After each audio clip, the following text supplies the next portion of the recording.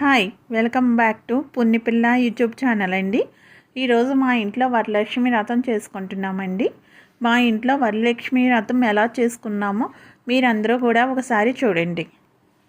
ఇది మా దేవుడి గదండి. మా దేవుడి గదిలోని మేము ఎలా అలంకరించుకున్నామో దేవుడిని మేము రోజు ఇక్కడే పూజ చేసుకుంటామండి. మేము ఎలా పూజ చేసుకున్నామో దేవుడిని ఎలా అలంకరించానో మొత్తం చెప్తానండి. నేను కలసం పెట్టాను కదండి. ఫస్ట్ ఇదిగోండి పళ్ళు, నేను 5 రకాల నైవేద్యం పెడతానండి. ఒకటి అప్పాలు, పాలకాయలు, శనగలు, గారెలు, పరవన్నం, పులిహార అండి. ఇవి నేను బట్టలు, గాజులు, పువ్వులుని చూస్తున్నారు కదా. నేను దేవుణ్ణి ఎలా అలంకరించానా అన్నది కలపూలన్నీ దేవుడికి, పైన ఏమోని దేవుళ్ళందరికీ మొత్తం పువ్వులు పెట్టి కలసం అండి. కింద ప్లేట్లోనేమోని బియ్యం పోసి బియ్యంలోనేమోని అన్నీ పసుపు, తాంబూలం ఇవన్నీ పెట్టి కలసంలోని ఇది కొబ్బరికాయ జాకెట్ మొక్కతోని కలసం చేసుకుని గౌరీదేవిని చేసండి పెట్టానండి. తర్వాత పైన కూడా మొత్తం ఒత్తులు, అట్టిపళ్ళు, కామాక్షి దీపం, నేను రోజు దండం పెట్టుకునేటప్పుడు కంపల్సరీ కామాక్షి దీపం వెలిగిస్తూ ఉంటామండి. ఇదిగోండి కలసం. నేను చిన్న రూపు కొనుక్కున్నానండి. మాకు తగ్గట్టు ఏదో చిన్న రూపు అమ్మవారికి. అదిగో పువ్వులు మొత్తమని పళ్ళెంలోని బియ్యం పోసి బియ్యం మీద కలసం పెట్టి మేము ఇలాగే చేసుకుంటామండి. కలసానికి మళ్ళీనేమోని ఇవన్నీ నేను నైవేద్యం ఇవన్నీ పెట్టాను. ఒకసారి చూడండి. అమ్మవారికి చామంతి పూలు అంటే ఇష్టం అంటారు కదా. చామంతి పూలతోనే ఎక్కువ అలంకరించామండి. తోరణం కూడా చేసి అమ్మవారి దగ్గర పెట్టాము. మా పౌర్ని నేను పూజ చేసుకుందామని రెడీ అవ్వామండి. ఇద్దరూ కలిసి పూజ చేసుకుంటున్నాము. మా పూజ ఎలా చేసుకున్నామా అన్నది మీరు అందరూ చూడండి. ఏమన్నా తప్పులు ఉంటే మాత్రం నాకు వచ్చినట్టు మేము ఎలా చేసుకుంటామో ఎప్పుడైనా అలా చేసుకున్నాం. మాకు వచ్చినట్టు మాత్రం పూజ చేసుకున్నాము అంతే. నేను ఇలాగే చేస్తాను, అందుకని ఇలాగే చేసుకున్నాను పూజ. మేమేమో పసుపు విఘ్నేశ్వరిని చేసి ఫస్ట్ విఘ్నేశ్వరిని ఏ శుభకార్యానికన్నా పసుపు విఘ్నేశ్వరిని చేసుకుంటారు కదండి. పసుపు విఘ్నేశ్వరిని కూడా అక్కడ పెట్టాను. మీరు క్లియర్గా కనిపించిందో లేదో నాకు తెలియదు కానీ ఫస్ట్ విఘ్నేశ్వరుడు, తర్వాత కలసం ఇవన్నీ కూడా పెట్టాను. ఆ తర్వాత చలవ చేయడం చలివిడి వడపప్పు కూడా నైవేద్యం పెట్టాను. అదిగో దీపారాజన చేస్తున్నామండి. దీపారాజన చేసి దీపారాజన వెలిగిస్తున్నాం. మా అమ్మాయి మా ఇంటికి కదండి ఫస్ట్, అందుకని మా అమ్మాయి నేను చేస్తాను ఎందుకంటే అది ఎక్కువ పూజలు కూడా చేస్తుందండి పూర్ణి, అందుకని అది పూజ చేస్తాను అన్నదే. ఇద్దరు కలిసి చేసుకుంటున్నాము. మా ఇంటి మహాలక్ష్మి కదండి తను కూడాని, అందుకు ఇద్దరు కలిసి చేసుకుంటున్నాం పూజ.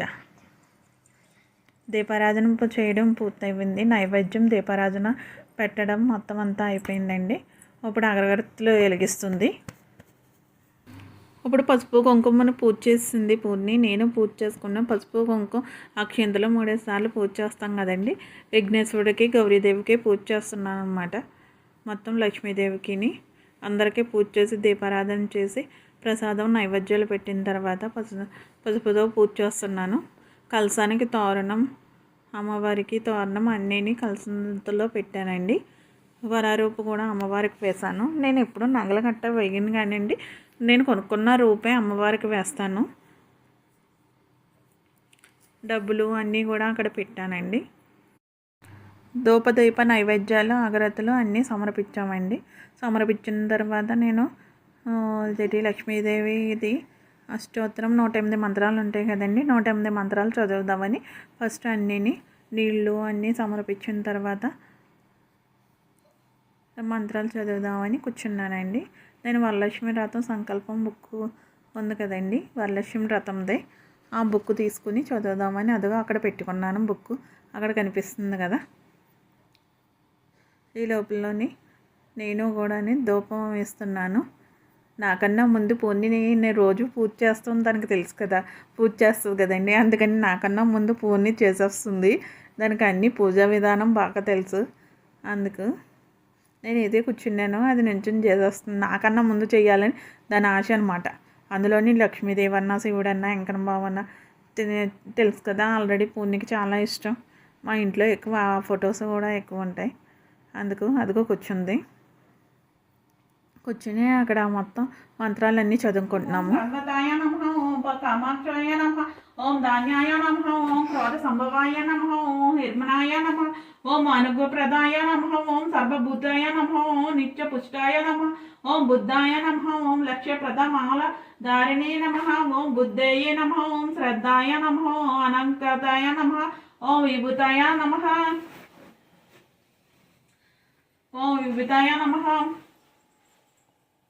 ఓం పద్మమూలధారయ నమః, ఓం బుద్ధాయ నమః, ఓం శ్రద్ధాయ నమః, అనగాయ నమః, ఓం విభూతయే నమః, ఓం వేవరాయ నమః, ఓం హరిపల్లాప్రాయ నమః, ఓం సురభయ నమః, ఓం ఆదిత్యాయ నమః, ఓం అశోకాయ నమః, ఓం దీప్తాయ నమః, ఓం స్వదాయ నమః, ఓం దైవత్యాయ నమః, ఓం పద్మహస్తనే నమః, ఓం తుష్టాయ నమః, ఓం శివకర్తయ నమః, ఓం పద్మదాలాయ నమః, ఓం సుధాయ నమః, ఓం రమాయ నమః, ఓం లోక విన్యాసనే నమః, ఓం పద్మాయ నమః, ఓం వసుదాయ నమః, ఓం ధర్మనిలయ నమః, ఓం స్వచ్ఛాయ నమః, ఆయన నమస్కృతాయ నమః, ఓం చంద్రభద్రాయ నమః, ఓం యశ్వస్నే నమః, ఓం మహరహయనే నమః, ఓం దరిద్రనాశనే నమః, ఓం చంద్ర సహోదరాయ నమః, ఓం వసుధరాయ నమః, ఓం సర్వప్రద దానియే నమః,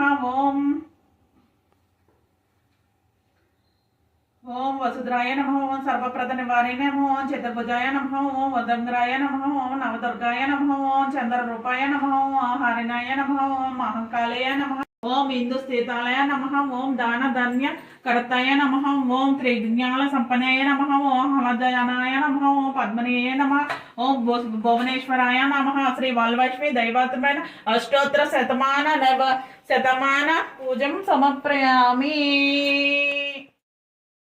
ఇప్పుడైతే నేను 108 మంత్రాలు చదివానండి. దేవుడికి నైవేద్యం కింద పెట్టడానికి బయటికి వెళ్ళి కొబ్బరికాయ కొట్టుకుని వద్దామని కొబ్బరికాయ పెట్టి దండం పెట్టుకున్నాను. మళ్ళీ తర్వాత కథ చదువుకోవాలి కదా, ఈ లోపలని ఉండి మేము ఇదేంటి కొబ్బరికాయ కొట్టుకుందామని 108 మంత్రాలు చదివాక ఒకసారి దండం పెట్టుకున్నాను. తర్వాత అదిగో కొబ్బరికాయ తెచ్చి దండం పెట్టుకుని కొబ్బరికాయ కొట్టడానికి వెళ్తున్నానండి. ఈ లోపల నా మనసులో కోరుకుందాం అని కొబ్బరికాయ కొట్టే ముందు కోరుకుంటున్నాను. ఏముందండి, మీరు అందరూ సబ్స్క్రైబర్స్ అందరూ హ్యాపీగా ఉండాలి, మేము కూడా సంతోషంగా ఉండాలి, అలాగే మా ఛానల్లోని సబ్స్క్రైబర్స్ పెరగాలి, ఇదే కోరుకుంటున్నానండి. ఈ లోపల పూర్ణి కూర్చుంది. హలో గాయ్స్, అందరికీ వరలక్ష్మి శుభాకాంక్షలు. మా ఇంట్లో పూజ జరుగుతుంది చూడండి.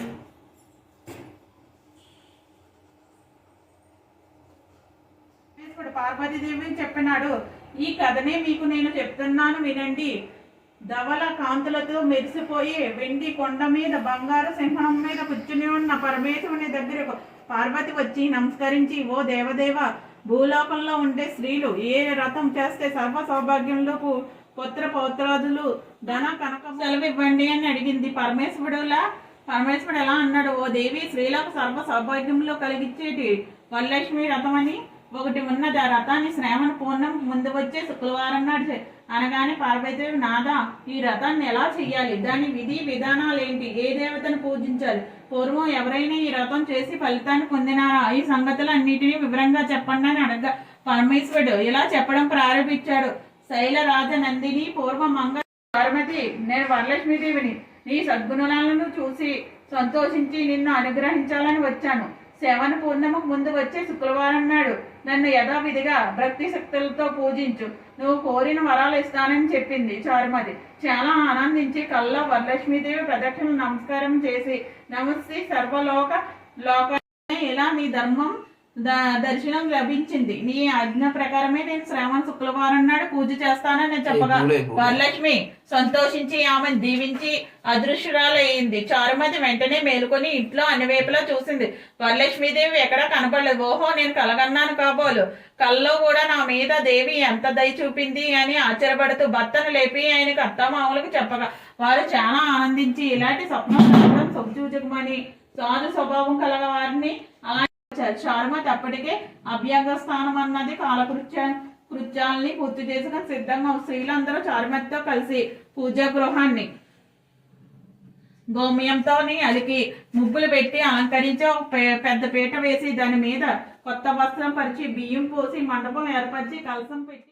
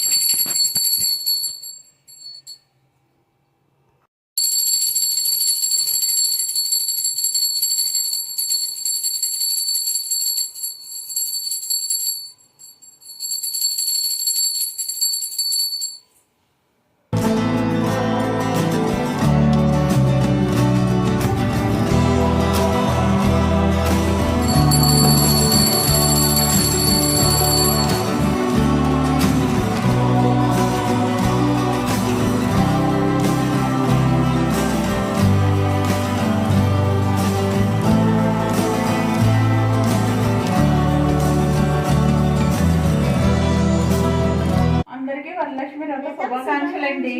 పూర్ణి పిల్ల ఛానల్ని చూస్తూ ఉంటున్నారు కదా, మీ అందరికీ కూడా వరలక్ష్మి వ్రత శుభాకాంక్షలు అండి.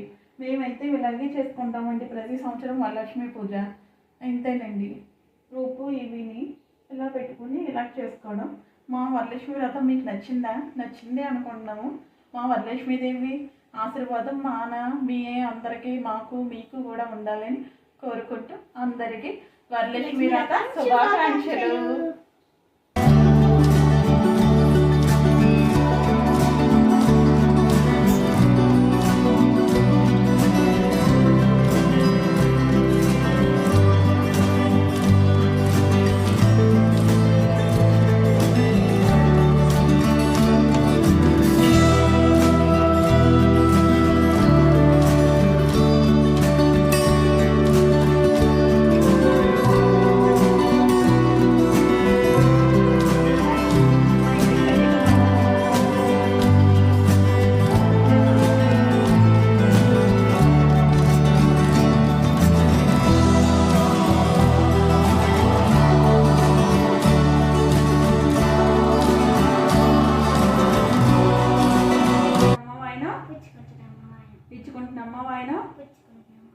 ఇచ్చుకుంటున్నమ్మా వాయన.